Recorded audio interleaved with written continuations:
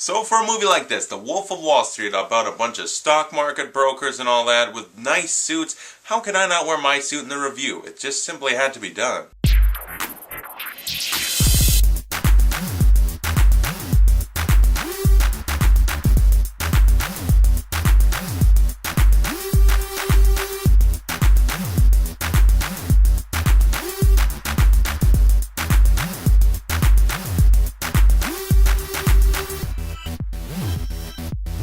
Oh yes, you guys, back with the review finally. I gotta blame two things. As always, laziness, but also a little bit of sickness. I'm sick again. When's the last time I was sick?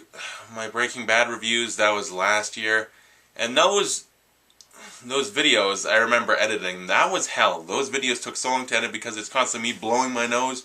And I hate that, and I'm probably going to be doing it again for this one, so I hate that. So just try to stay with me here. The Wolf of Wall Street, the newest movie by Martin Scorsese starring Leo DiCaprio. These guys worked together on Gangs in New York, The Aviator, The Departed, and Shutter Island. You know, it was okay. It was a horror movie. Scorsese horror movie? Sure. It was okay. But The Departed, my favorite Scorsese movie ever, hands down, and my favorite DiCaprio performance ever. This movie counting, we'll see in a minute. I'll talk about that. But, like, Scorsese directed DiCaprio in that movie so well where, you know, there's some actors like Tom Cruise, Brad Pitt, Leo DiCaprio, they're so big that it's just kind of like George Clooney, too. It's like, yeah, it's not a character. It's George Clooney or it's Leo DiCaprio. It's not a character. It's the act. And you find it harder. Like, I'm trying to watch a Tom Cruise movie, but all I see is Tom Cruise, and it doesn't help that he's running like this all the time. But in The Departed, that's one of the times where I was like, that's not DiCaprio. That's Billy Costigan. That's the character. The actor disappeared. And so Scorsese's really good at that because, I mean, how many times does he work with Robert De Niro and Joe Pesci? And, you know, De Niro always disappears into his characters. He becomes Jake LaMotta or Travis Bickle. Or Rupert Pupkin. Check out The King of Comedy, an underrated Scorsese picture if you ask me. And the same thing happens here. DiCaprio disappears. He was DiCaprio for about 30 seconds, and then he was Jordan Belfort, this money-hungry, stock-broken bastard, just a despicable human being and a real piece of shit.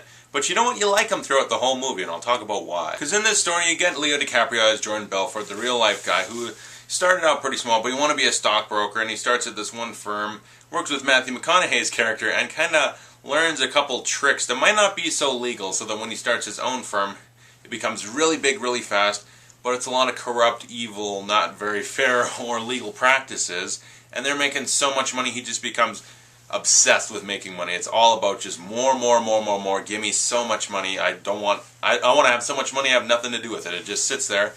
And you get a lot of really debaucherous acts happening along the way, but it's also just really fun. Martin Scorsese, what is he, like 70-something now? And the guy still films movies with so much energy and life in them.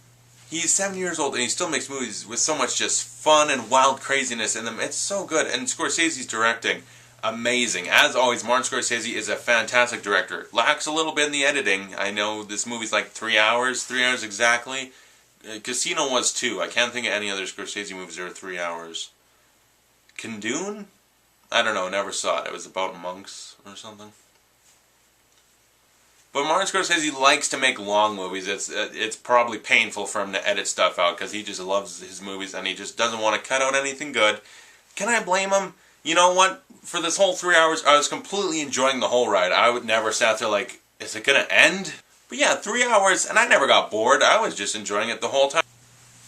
No, I'm not going to review sober. Get the lewds! You also got Jonah Hill in this movie. DiCaprio's like best friend and partner in crime, I guess. And Jonah Hill also disappears into the role. He's got like some giant ass fake teeth, these glasses, what was the accent he was using? I don't know.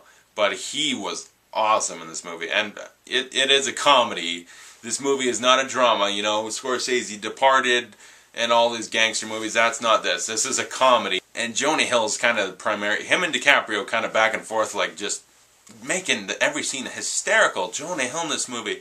I want to talk about so many things he does in the movie, but I can't. I don't want to spoil it in case you haven't seen it. But yeah, he's fucking funny. You also got Kyle Chandler in this as an FBI agent. And you know what? I wanted a little more of him in the movie. He wasn't that developed. I feel like there could have been some real fun with his character going back and forth with Jordan Belfort. and it was lacking, you know. But for what he had, he was good. I always think of him for some reason whenever I see him. I just think of he was in Super 8. I don't know what it is. And you got so many other actors in this. You know, Rob Reiner, killing it. Rob Reiner is awesome in this. I forget, Shane from The Walking Dead, you know, is it John Barenthal? He was in Snitch, and that's what I know him from. He was really fun in this. But Margot Robbie, is it Robbie or Robbie? I believe she's Australian, I don't know. But I'll tell you this, she is a good actress. This is like her first movie. Marvelous job. I want to see her in more stuff. And that only has half to do with the fact that she was fully nude in this movie. She's also a good actress. But, yeah, hottest woman in a movie of last year, I'd say. Sorry, Jennifer Lawrence. I know it's just... Oh, Margot Robbie in this. Or Robbie. I should look up how to pronounce it.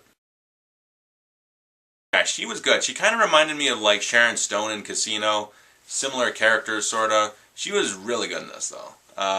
Yeah, there's just so many actors I can mention, but The Wolf of Wall Street, man, just pure debauchery, so much drugs and sex throughout the whole movie. But it's Martin Scorsese, so you know what to expect a little bit, and he delivers 100%. This movie's hysterical. Love it. The action performances are amazing. The reality, it's based on the book by Jordan Belfort. It's based on his real life.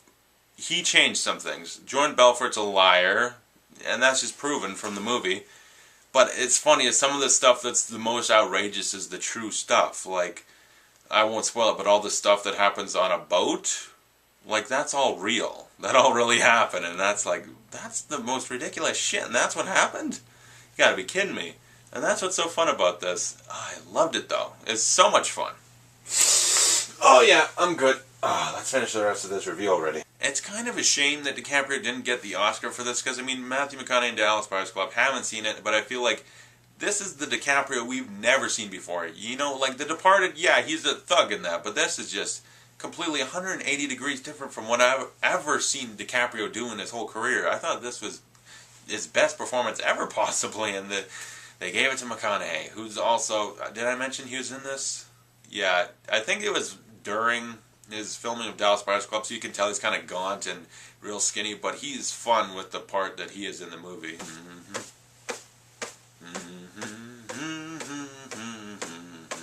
This movie just has so many moments that you will remember forever. Like, they're going to be talking about this movie for years. Just like, remember the scene where he takes the Quaaludes and then enters the cerebral palsy phase? Best moment in a comedy ever. Okay, that is a fact. Now, Wolf of Wall Street, one of my favorite movies of 2013, and we're already in 2014, so does that matter anymore? I don't know. But I love this movie. You know, Scorsese movies, it's up there. I still put Departed above it, but I love this movie so freaking much. A+ for The Wolf of Wall Street. Can't get enough of this movie, so much fun. 3 hours of debauchery, it's been described as that. And you know what? I had fun every second of it. So comment below, tell me, what's your favorite Scorsese movie? The Departed, Casino, Goodfellas, Raging Bull, Hugo, Wolf of Wall Street. What's that really old one? There's Taxi Driver, but there's also Mean Street. The guy's just got an endless string of movies that are fantastic, and I love them all pretty much. So yeah, comment below, tell me your favorite Scorsese movie. Mine, like I said, The Departed, or Wolf of Wall Street, maybe. So thanks for watching. I'll see you guys next time when I review Homefront, starring Jason Statham. I can't do an impression of him, but it also stars James Franco. Want to see my impression of James Franco? I don't know. I'm doing it. You know what he does? It's the face where he has the big smile and his mouth's open so wide and his eyes just all go like that's what I think of. I probably did a shitty impression, okay? I'm sorry. I did a shitty James Franco impression. I haven't done this in a while. Let's do it again, okay?